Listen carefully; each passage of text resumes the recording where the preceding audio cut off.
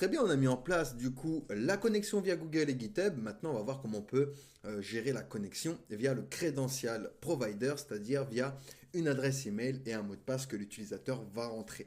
Donc pour ça, on va utiliser une BDD et on va utiliser Firebase. Donc rendez-vous sur Firebase et vous allez tout simplement vous créer un compte, c'est gratuit.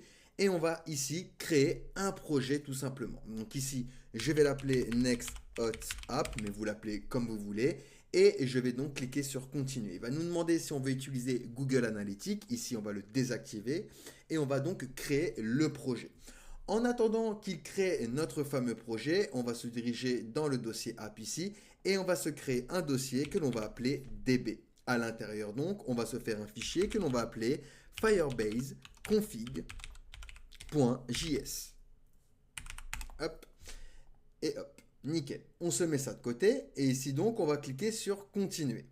Une fois qu'on a créé notre projet, on va créer une application. Donc pour ça, on va cliquer sur Web ici et on va donner un nom à notre application. Donc moi, je l'appelle Next Hot App, mais vous l'appelez comme vous voulez. Puis on enregistre l'application. Il va nous dire ensuite les étapes qu'il faut faire pour connecter notre application, enfin notre database à notre application. Donc première chose, installer Firebase.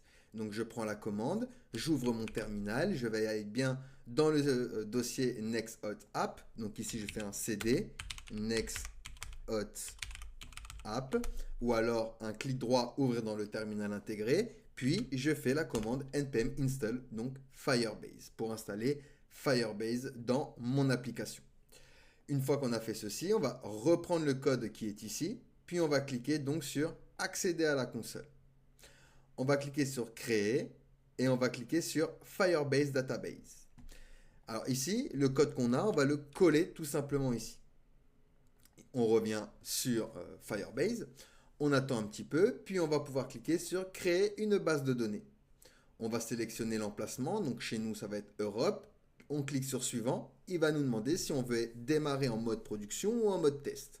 On va démarrer en mode test pour qu'on puisse écrire et lire les informations et on aura 30 jours. Bien sûr, ces règles, on peut les changer, d'accord? Mais ici, de base, on aura 30 jours, d'accord? Le time stamp date, ici, correspond à 30 jours.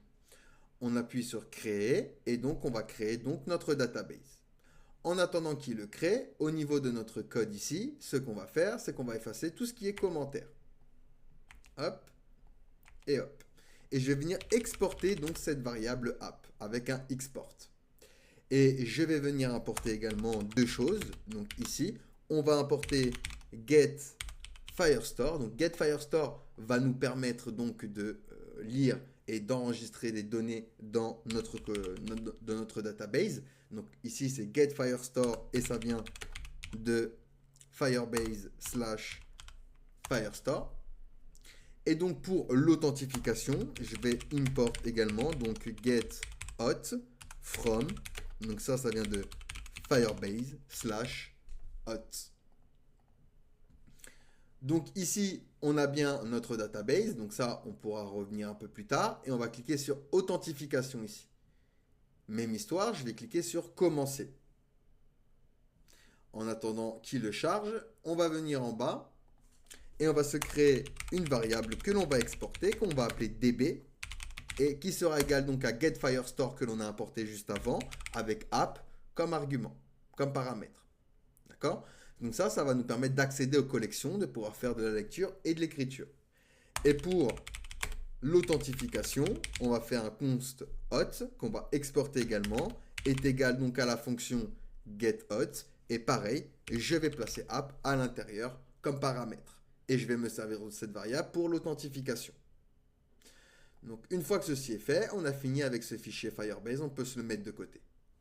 Ici, on a bien l'authentification. Donc ici, on a des fournisseurs natifs et autres fournisseurs que l'on peut mettre directement depuis Firebase. Nous, on utilise NextHot, mais on aurait pu venir ici, par exemple, activer l'adresse email et le mot de passe. On l'enregistre, on ajoute un nouveau fournisseur.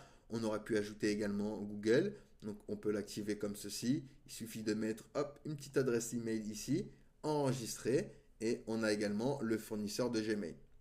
Donc Firebase le propose nativement, mais nous ici on va préférer utiliser du coup NextHot puisque c'est le sujet. Donc, une fois qu'on a ceci, on a bien activé la database et l'authentification du coup avec Next.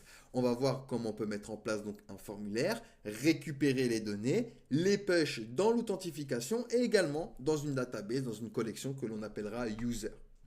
Allez, posez-moi des questions si vous en avez, sinon nous allons pouvoir passer du coup à la suite.